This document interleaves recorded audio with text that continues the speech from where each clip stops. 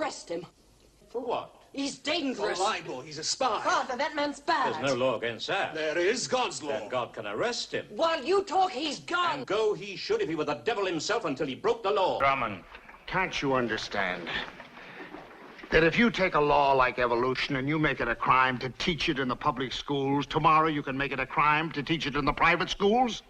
And tomorrow you may make it a crime to read about it, and soon you may ban books and newspapers.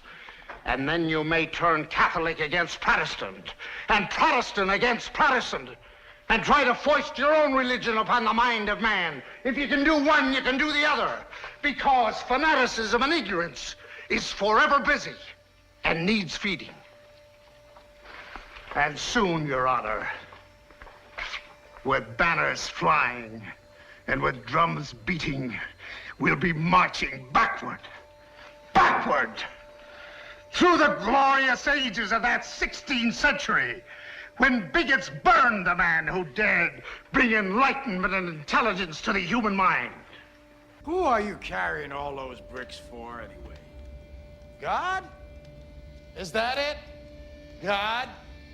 Well, I tell you, let me give you a little inside information about God.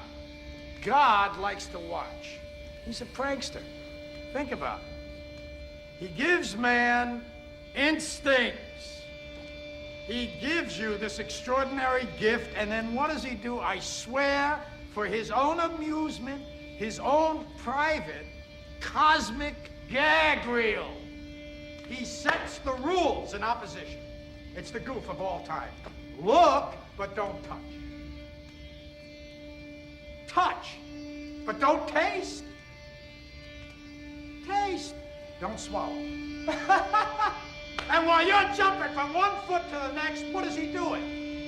He's laughing his sick fucking ass off. The politicians are put there to give you the idea that you have freedom of choice. You don't.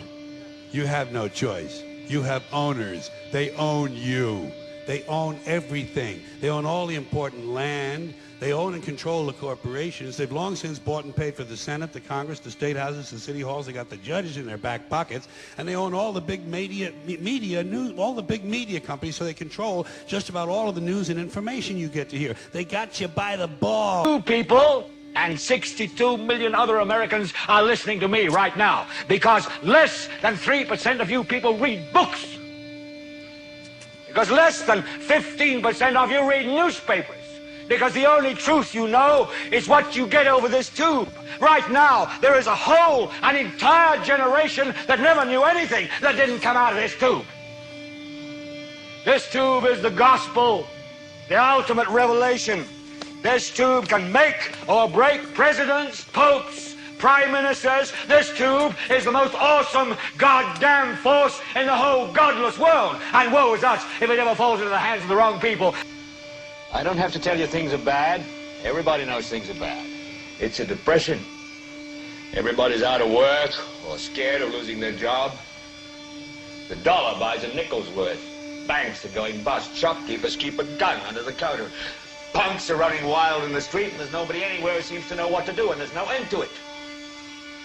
We know the air is unfit to breathe, and our food is unfit to eat. We sit watching our TVs while some local newscaster tells us that today we had 15 homicides and 63 violent crimes, as if that's the way it's supposed to be. We know things are bad, worse than bad. They're crazy. It's like everything everywhere is going crazy, so we don't go out anymore. We sit in the house, and slowly the world we're living in is getting smaller, and all we say is, please, at least leave us alone in our living rooms. Let me have my toaster and my TV and my steel-belted radios, and I won't say anything. Just leave us alone. Well, I'm not going to leave you alone. I want you to get mad.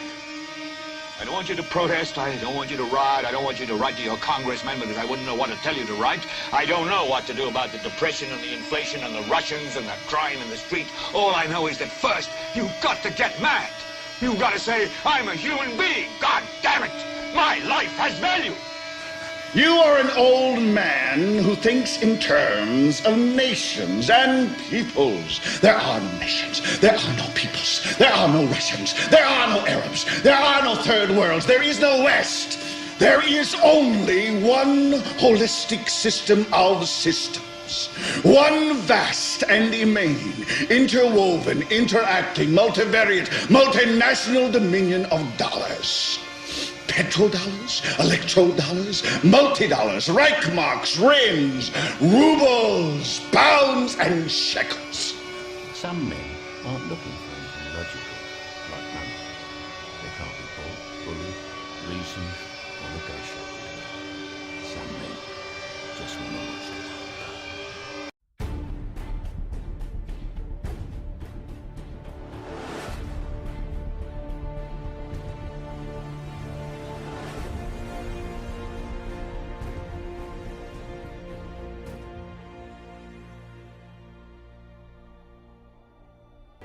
There are, of course, those who do not want us to speak.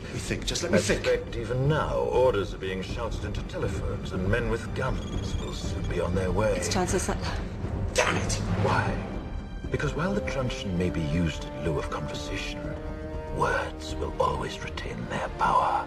Words offer the means to meaning, and for those who will listen, the enunciation of truth. And the truth is, there is something terribly wrong with this country. I want the truth! You can't handle the truth!